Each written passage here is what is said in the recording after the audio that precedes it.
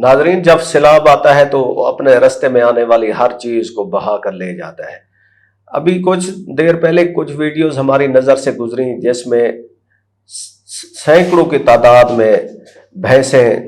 پانی دریائے چناب کے پانی میں تیرتی ہوئی نظر آ رہی ہیں، پانی ان کو بہائے لے جا رہا ہے، جس کے بارے میں یہ کہا جا رہا ہے کہ یہ بھینسیں انڈیا سے آئی ہیں۔ اب سوال یہ پیدا ہوتا ہے کہ جو پانی میں بہنے والے جانور ہیں وہ آخر کہاں جاتے ہیں اور وہ کن کی ملکیت ہے؟ اس سلسلے میں ہم نے دو اداروں سے رابطہ کیا، ریسکیو 1112 اور لائف سٹاک ڈپارٹمنٹ سے۔ تو ان دونوں اداروں نے ان بہنے والے جانوروں میں سے کسی کی ذمہ داری نہیں لی۔ ان کا کہنا یہ ہے کہ یہ جو جانور بہتے ہیں یہ جس کے ہاتھے چڑھ گئے یہ اسی کے ہیں۔ عموماً یہ ہوتا ہے کہ جو ہمارے جو پنجاب کے سیٹلڈ ایریاز میں ہمارے لائف سٹاک کے ڈاکٹر علی صاحب ہیں، وہ بتا رہے تھے کہ ننکانہ صاحب میں اگر کوئی بھینس پانی دریا راوی کے پانی میں بہہ جائے تو وہ پھر اس کو دریا کے ساتھ ساتھ اس کو ٹریک کرتے ہیں اور وہ آگے سمندری میں کسی سمندری کے گاؤں سے مل جائے گی، جڑا والا سے مل جائے گی یا کبیر والا، اگر کوشش کی جائے تو وہ کہتے ہیں مل جاتی ہے، اکثر نہیں بھی ملتی۔ خیر، ان ساری باتوں سے ایک پہلو یہ نکلتا ہے کہ جب سیلاب آتا ہے تو اس سے لوگوں کا بہت نقصان ہوتا ہے، اور اس نقصان کی نوعیت کیا ہوتی ہے، پھر ان کی ریلیف اور ریہیبلیٹیشن جن کا نقصان ہوتا ہے اس کے لیے کیا کیا اقدامات کیے جاتے ہیں۔ تو ان سارے انسانی المیوں سے جڑی داستانوں کو ڈسکس کرنے کے لیے ہمارے ساتھ موجود ہیں ڈاکٹر سہیل بدر صاحب۔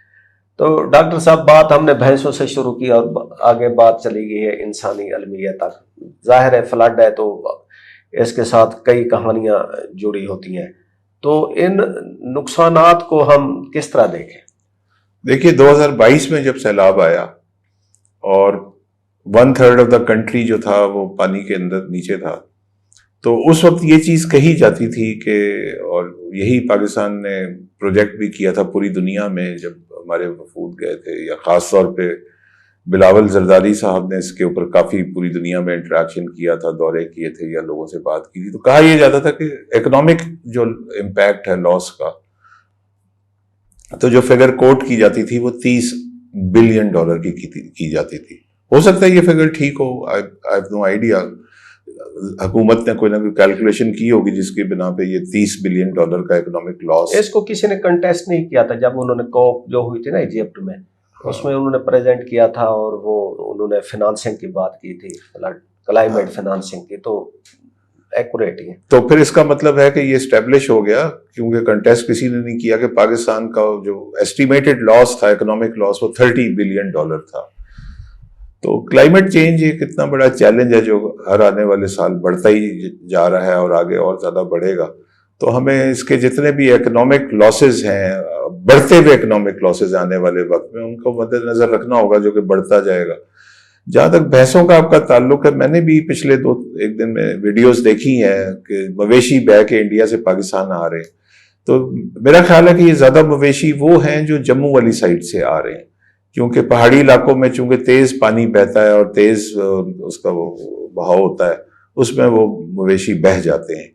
تو وہ جب جموں سے پاکستان میں آتے ہوں گے تو پاکستانی علاقوں سے وہ آگے جاتے ہوں گے، اور جہاں تک بھی وہ جا سکتے ہوں گے، لیکن ایونچولی میرا خیال ہے کہ یہ لوگوں کے ہتھے چڑھتے، جس کے ہتھے جو چڑھ گیا۔ اس میں جو زیادہ میرے لیے مطلب ہے کہ اچھا، پھر انڈیا سے تو چلے آ رہے ہیں، پاکستان کے اپنے لوگوں کے مویشی بھی بہ رہے ہیں، تو میرے لیے اس میں جب میں اکنامک لاس کے بھی پرسپیکٹو میں بات کرتا ہوں تو وہ کسان اور وہ دوسرے لوگ جو کہ بڑی مشکل سے گزارا کرتے ہیں اور افورڈ کرتے ہیں، اگر کسی کے مویشی بہہ جاتے ہیں، تو ایک بھینس شاید 3-4 لاکھ کی ہوتی ہے، تو وہ ان کے لیے بہت بڑا نقصان ہے۔ اگر کسی ایسے آدمی کی جس کے لیے 3-4 لاکھ روپے کی بھینس لوز کرنا ایک بڑا مشکل چیز ہے، اس کی 1-2 بھینسیں بہ جائیں تو میرا خیال ہے کہ یہ بہت بڑا لاس ہے اس کے لیے۔ یہ بھینس ایک صرف جسٹ ایک کیٹل ہیڈ نہیں ہوتا، یہ کسی ایک گاؤں میں جائیں تو ایک بھینس ان کے لیے ایک پورا ایک اکنامک پروجیکٹ ہوتا ہے، جس کے دودھ سے ان کا گھر کا گزارا چلتا ہے، ان کے بچوں کی تعلیم چلتی ہے، اور اس بھینس کا جو بچہ ہوتا ہے اس کو بیچ کر وہ کوئی اپنے معاشی ضروریات پوری کرتے ہیں. تو وہ ایک بھینس کا بہہ جانا، اس کا مطلب یہ ہے کہ ایک فیملی کا پورا سورس آف انکم ہی چلا گیا. اچھا، پھر وہ جو کسان کی فیملی ہے، بہت ساری چیزیں اس نے اور بھی کی ہوئی ہوتی ہیں. مثال کے طور پہ جو فصل ہوتی ہے اس کا ایک حصہ وہ بیج کے طور پہ رکھ لیتا ہے اگلے سال کاشت کرنے کے لیے. اگر وہ بہہ جاتا ہے تو وہ پھر اس کے پاس بیج نہیں ہوتا اگلے سال کاشت کرنے کے لیے. وہ اکنامک برڈن بھی اس کسان کے لیے ایک بہت بڑا برڈن ہے. وہ ظاہر ہے اب کہیں سے قرضہ لے گا، کسی آڑتی سے لے گا، یہ کیا وہ ایک ایسے وشیس سائیکل میں قرضے کا جکڑا جاتا ہے کہ جس کو اتارنا اس کے لیے بڑا مشکل ہوتا ہے. جب ہم فلڈ کے فوٹیج دیکھتے ہیں تو میلوں لمبا ایک سین لگتا ہے کہ پانی کے جیسے جھیل یا ایک سمندر بن جاتا ہے. اس میں درخت ڈوبے ہوتے ہیں، اس میں مکان ڈوبے ہوتے ہیں. تو خالی ایک بیج کا لاس نہیں ہوتا، پورے اس کا گھر خاص کر لوگوں کے وہ بہہ جاتے ہیں. بیج یا کچھ سامان ہم چلو اس کو تھوڑا سا وہ دے دیں کہ جی وہ NDMA کی وارننگ یا اس سیلاب کی سے احتیاطی طور پہ وہ ان کو کوئی بچا لیتے ہوں، کسی محفوظ جگہ پہ وہ رکھ لیتے ہوں. لیکن پانی کا کھڑا رہنا جس سے ان کی فصل تباہ ہو گئی، ان کے گھر خراب ہو گئے، تو پورا اتنا نقصان ہو جاتا ہے کہ وہ اس کو سنبھلنے میں ان کو کئی سال لگ جاتے ہیں. تو اس سلسلے میں اب وقت یہ ہے کہ جی حکومت کو کام شروع کر دینا چاہیے کہ ریہیبلیٹیشن کا. تو ڈاکٹر صاحب اس سلسلے میں آپ کے پاس کچھ شیئر کرنے کو ہے کہ جس میں کوئی اوورسیز جو ہمارے لوگ ہیں انہوں نے کوئی ہیلپ کی ہو، یا لوکل جو چیریٹی آرگنائزیشن ہے کون کون سی ریلائبل ہے؟ ہاں جی بالکل. مطلب ہے جو 2022 والا سیلاب تھا تو بعض حکومتیں ایسی ہیں جو کہ انسانی ہمدردی کے مختلف پہلو جو ہیں وہ سوچتی ہیں، جو کہ ہم لوگ اکثر نہیں اتنا سوچ رہے ہوتے. تو بعض حکومتیں ہیں جو کہ اتنا درد دل رکھتی ہیں انسانی ہمدردی کے تحت. تو اس میں ایک واقعہ یہ ہوا کہ 2022 کے فلڈز کے دنوں میں اختر چودھری صاحب کی مجھے کال آئی.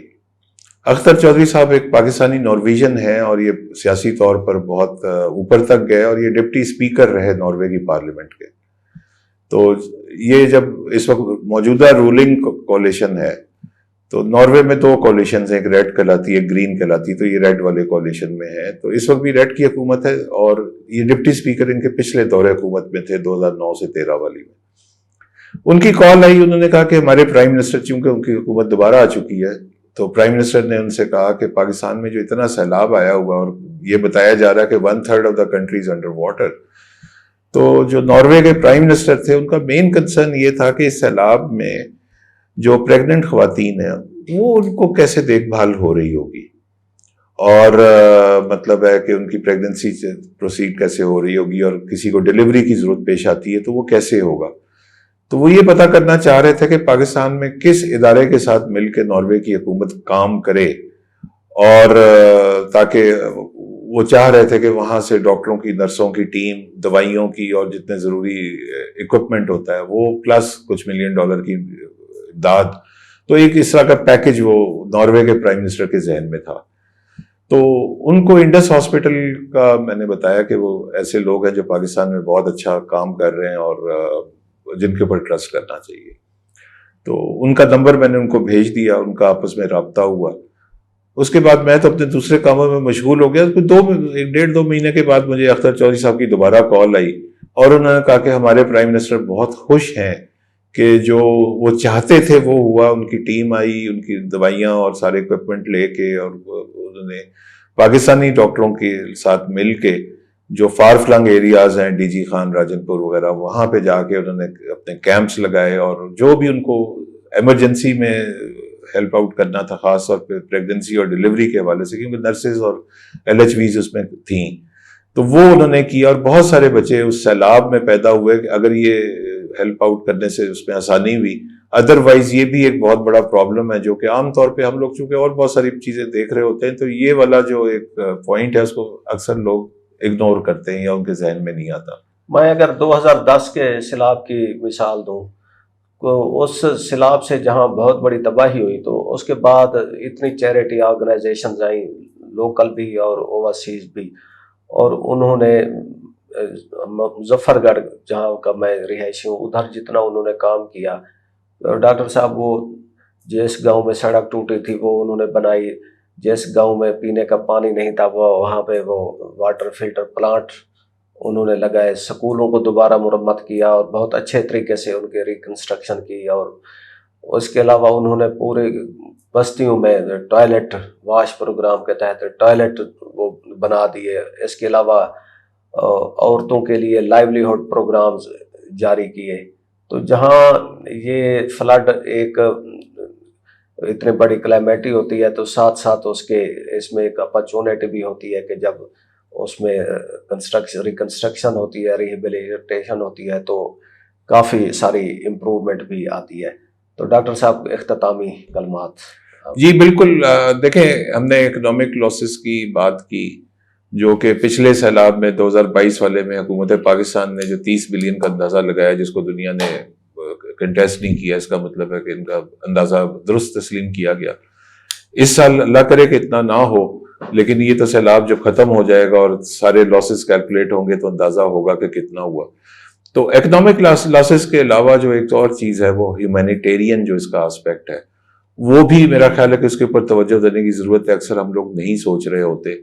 تو جن کی مویشی بہہ جاتے ہیں، ساز و سامان بہہ جاتا ہے، اور وہ سارا وہ پورے کسان جو ہیں اس کے لیے اس کی کمر توڑ دیتے ہیں۔